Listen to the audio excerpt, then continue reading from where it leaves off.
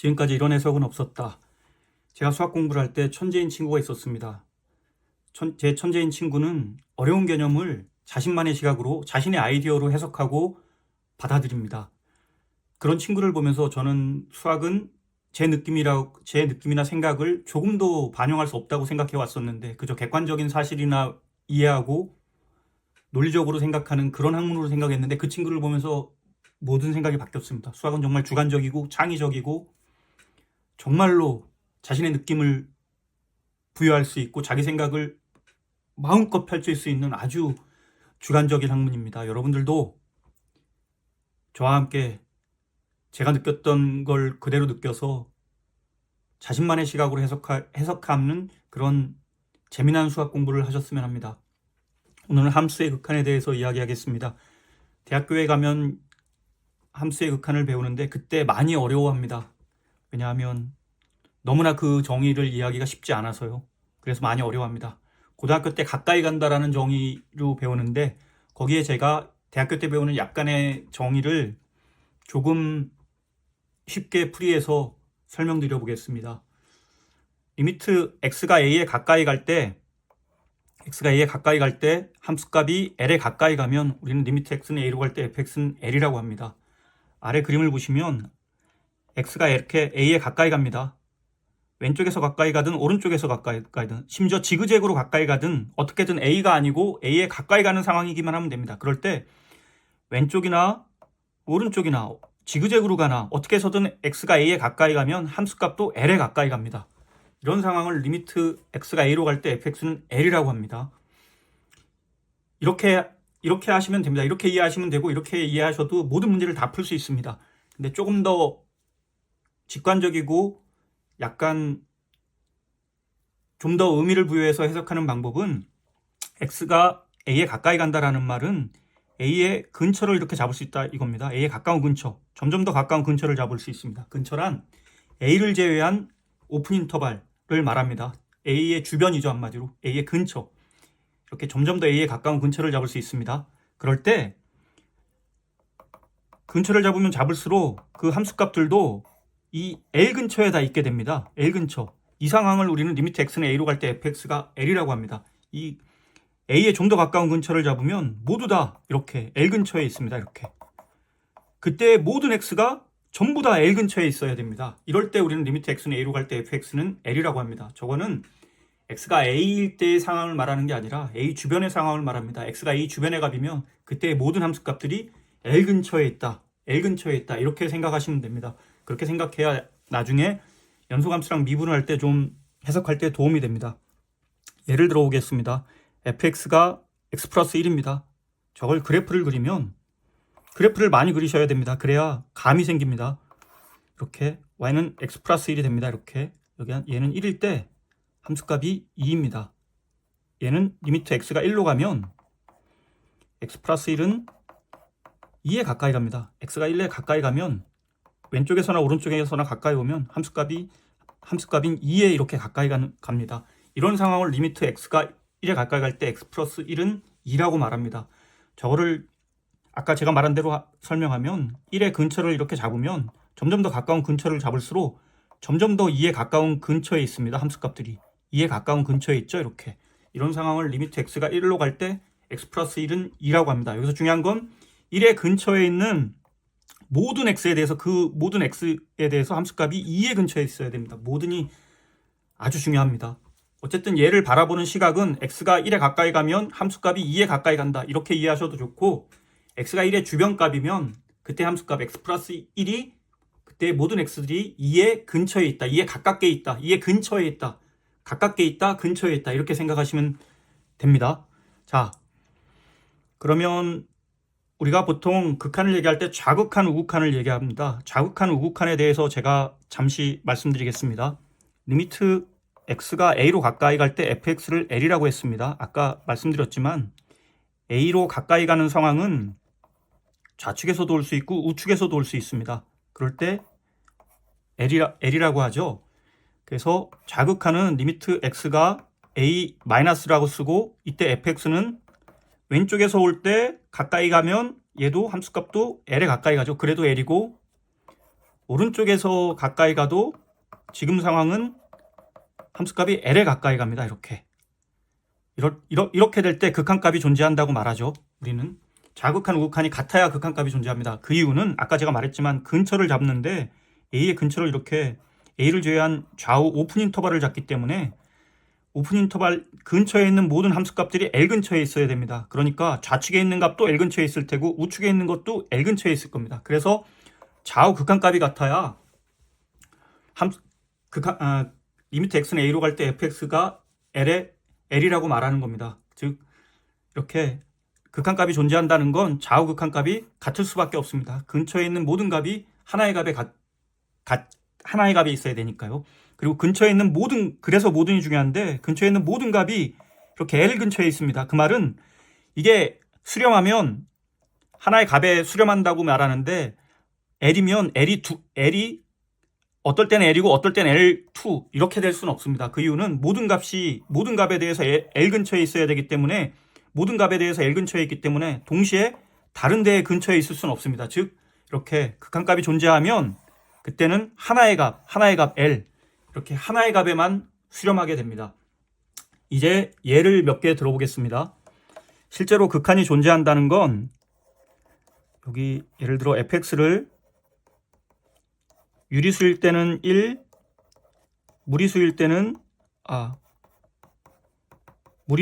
마이너스 1이라고 해보겠습니다. 이거는 그릴 수는 없는데 여기가 1이고 무리수일 땐 마이너스 1이라고 해보겠습니다. 그럼 여기 1일 때 리미트 x가 1로 갈 때 fx는 존재하느냐라고 치면 예를 들어 우극한을 먼저 보겠습니다. 1에 가까이 가면 오른쪽에서 1에 가까이 가도 유리수일 땐 1, 무리수일 땐 마이너스 1입니다. 이렇게 극한값이 다르기 때문에 극한값이 존재하지 않습니다. 아까 제가 말했지만 1 근처의 모든 값에 대해서 하나의 값에 수렴해야 됩니다. 하나의 값 근처에 있어야 됩니다.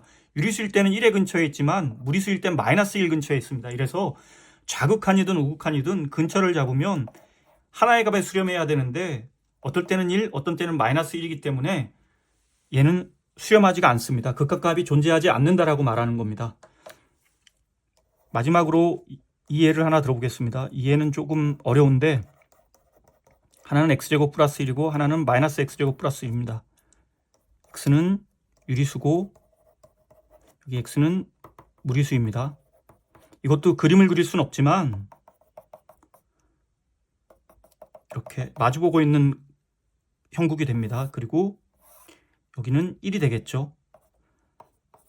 그럼 얘는 리미트 x가 0으로 갈 때 fx는 얼마가 될까요? 이거는 0이기 때문에 x가 0에 가까이 가는 근처를 잡는 겁니다. 이렇게 근처를 잡으면 그때 모든 함수값들이 여기 1 근처에 있습니다. 1 근처. 실제로 0에 가까이 오른쪽에서 가까이 가도 1이 되고 왼쪽에서 가까이 가도 유리수나 무리수나 둘 다 1이 됩니다. 그래서 얘는 1이 됩니다. 여기 상황을 잘 보시면 중요한 건 이겁니다. 0에 가까이 갑니다. x가 0 근처를 잡습니다. 근처를 잡으면 모든 값들이 1 근처에 있으면 되는 겁니다. 그 값이 연속적으로 연결되지 않아도 상관없습니다. 중요한 건 1 근처에 모든 값들이 있으면 됩니다. 계속해서 가깝게 1에 가깝게 계속 1 근처에 있으면 되는 겁니다. 이렇게 지금은 좀 어디에 도움되는지 잘 감이 와닿지 않는데 이렇게 근처에 있다라고 생각하시면 주변의 값들이 모두 저 극한값 근처에 있다라고 해석을 해야 연소함수랑 미분을 공부할 때 아주 도움이 됩니다. 자, 좌극한 우극한 얘기도 했습니다. 이제 특수한 경우에 극한값을 좀 구해보겠습니다. 무한대랑 0분의 1꼴, 무한대분의 1꼴 이런 것들을 해보겠습니다. 왜 이걸 하냐? 이것들은 논리적으로 이해할 수 있습니다. 예를 들어 무한대분의 1은 분모가 커지면 커질수록 이 값이 작아지기 때문에 0에 수렴한다는 걸 알 수 있습니다. 0으로 수렴한다는 걸 알 수 있습니다. 이렇게 논리적으로 이해할 수 있는 값은 저 값을 이용해서 나중에 극한값을 구할 때 이 값을 이용해서 구할 수 있게 하기 위해서 이 값에 대해서만 좀 생각해 보겠습니다.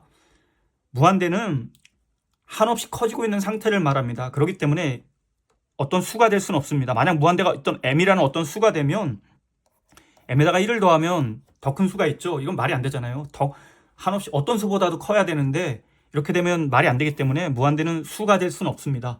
자, 이걸 한번 해보겠습니다. 리미트 x가 무한대로 갈 때 x분의 1은 0이 됩니다. 함수값을 그래프를 그려도 좋고 x분의 1은 이렇게 되고 x가 점점 커지면 커질수록 x분의 1은 점점 작아집니다. 그래서 0에 가까워집니다. 이렇게 느낌으로 받아들이셔도 됩니다. x가 점점 커지면 100분의 1이면 0.01, 1억분의 1이면 1억을 넣으면 1억분의 1이 돼서 엄청 작아지죠. 점점 1조를 넣으면 1조분의 1이 돼서 점점 더 작아집니다. 이런 상황이니까 x분의 1은 0에 가까이 간다라는 걸 대충 감으로 느낄 수 있습니다. 근데 이 상황은 어떤 말을 하는 거냐면 0에 가까이 간다라는 말은 x분의 1을 내가 원하는 어떤 값보다도 작게 만들 수 있다는 말입니다. 어떻게 할 때? x를 크게만 하면, x를 1억보다 크게만 하면 x분의 1은 1억분의 1보다 작게 되죠. x분의 1을 뭐 2조분의 1보다 작게 만들고 싶습니다. 어떻게 하면 되죠? x를 2조보다 크게만 하면 됩니다. 이렇게 x를 크게만 해서 내가 원하는 값보다 작게 만들 수 있는 상황일 때, 이럴 때 우리는 리미트 x가 무한대로 갈 때 x분의 1을 0이라고 하는 겁니다. x분의 1을 예를 들어 2경분의 1보다 작게 만들고 싶습니다. 어떻게 하면 되죠? x를 2경보다 크게만 하면 되죠. 그래서 이렇게 내가 원하는 어떤 수보다도 작게 만들 수 있는 상태, 이런 상태는 0밖에 없습니다. 0이어야만 어떤 수를 잡아도 그 수보다 작게 되죠. 이런 상태, 그래서 이게 0이 되는 겁니다. 약간 이 느낌을 아셔야 약간 감이 생기게 해석할 수 있습니다.